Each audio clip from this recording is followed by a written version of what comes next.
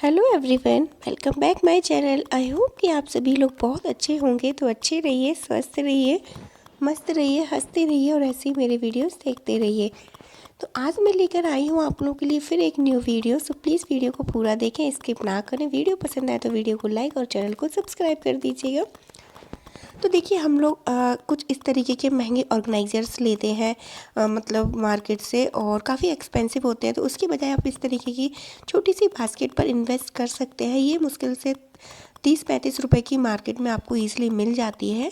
तो इसमें आप अपने ढेर सारे बर्तन रख कर इधर सिंक के पास रख सकते हैं, जिससे कि पानी सारा फ्लो होके आपका सिंक में चला जाएगा। और नीचे जैसे कि थोड़ा बहुत पानी नीचे रह भी जाता है जैसे कि, तो आप उसे पाइपिंग वगैरह कर दीजिएगा। क्योंकि मतलब जो पानी यहाँ पर रह जाता है और स्लिप पर मतलब क्लीन नहीं करते हैं तो काफ़ी चिपचिपा सा एक पानी का जो होता है स्टेन सा वो लग जाता है और काफ़ी निशान से पड़ जाते हैं। तो मेक श्योर कि आप हमेशा पाइपिंग करें। अपनी जो प्लेटफॉर्म है, कैबिनेट वगैरह है, उनको हमेशा क्लीन एंड सूखा ज़रूर रखें। ड्राई रखने की कोशिश कीजिए, क्योंकि किचन है तो किचन की सिंक वाला एरिया में पानी ऑलमोस्ट ज़्यादा रहता ही है, तो उसे ज़रूर साफ़ रखिएगा।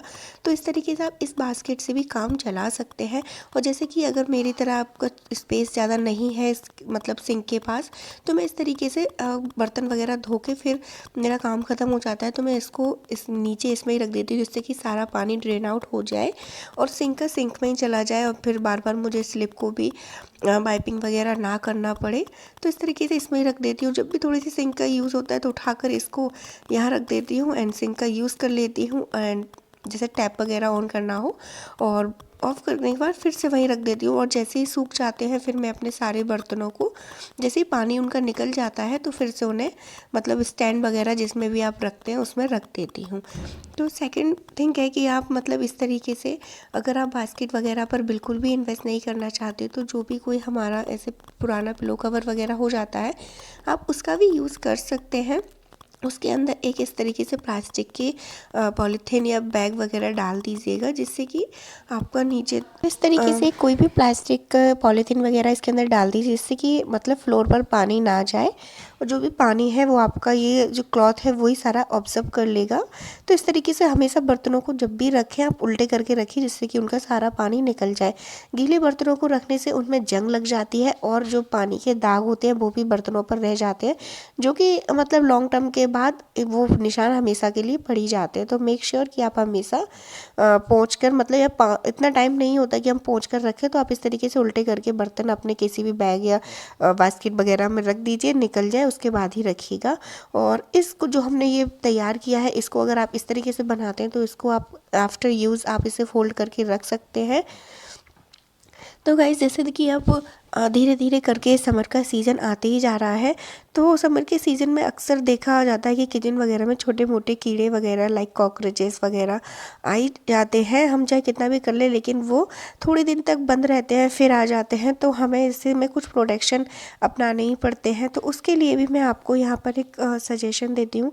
तो देखिए यहाँ पर मेरी किचन आप देख सकते हैं छोटी है, तो इसमें कोई भी स्टैंड वगैरह नहीं है बर्तन का, क्योंकि प्रॉपर कोई जगह दिख ही नहीं रही थी कि जहाँ पर मैं लगवाऊँ। और जो जगह खाली था स्पेस वो काफ़ी ऊंचा था, तो फिर वहाँ तक मैं बार बार उतारने और रखने में दिक्कत होती, इसलिए मैंने फिर कुछ जुगाड़ लगा के मैंने इस तरीके की बास्केट ली है। और बस इसी में ही मैं अपने जो डेली के यूजेस के बर्तन होते हैं लाइक ग्लास प्लेट्स वगैरह कटलरी वगैरह सब कुछ यहीं पर मैं रख देती हूँ इसी के अंदर ही।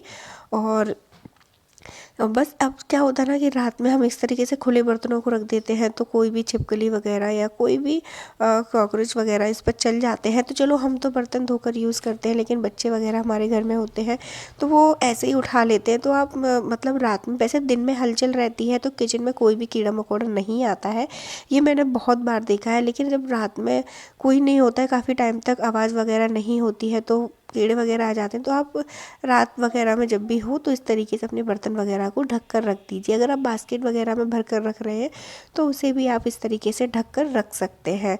तो यहाँ पर मैंने उसी प्लो कवर का यूज़ किया है। और अगर आपका कोई स्टैंड वगैरह है तो आप उस पर कोई भी दुपट्टा वगैरह पुराना या कोई भी कपड़ा वगैरह सेट कर लीजिए, उससे आप ढक कर रख दिया कीजिए रात में।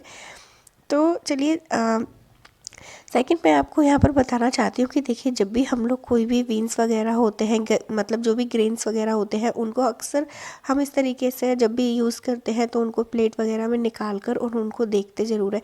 तो उससे पहले प्लेट वगैरह जो भी होती है उसको अच्छे से पोंछ ज़रूर लिया कीजिए, क्योंकि कई बार धोते हैं गीली हो जाती है तो उसी में चिपक जाती है। तो हम हमेशा क्या करते हैं, इस तरीके से बीनते हैं, ठीक है।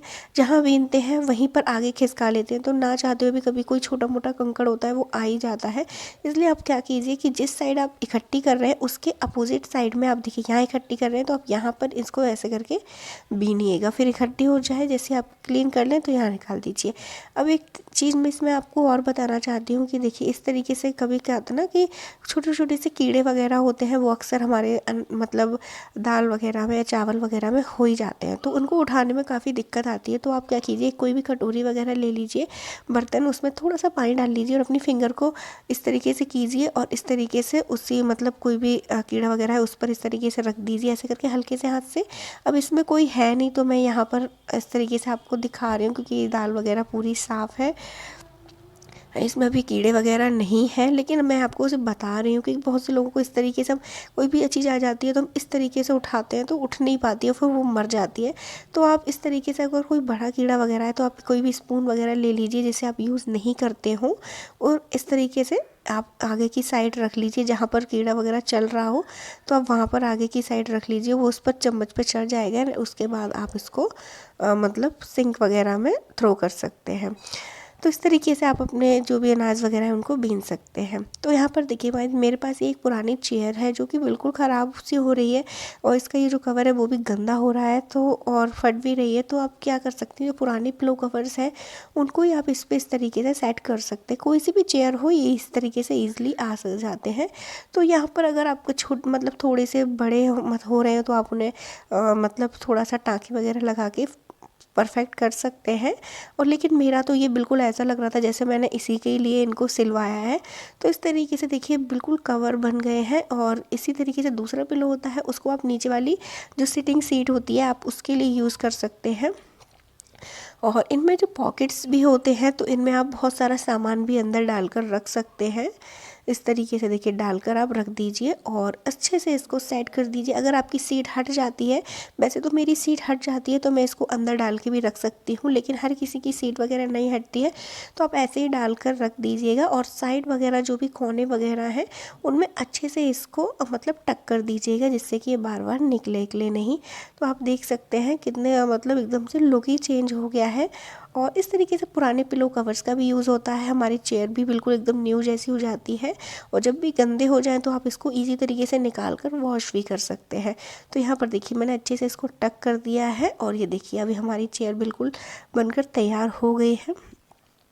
और बैठने वगैरह में भी ये बिल्कुल कंफर्टेबल फील कराएगी आपको।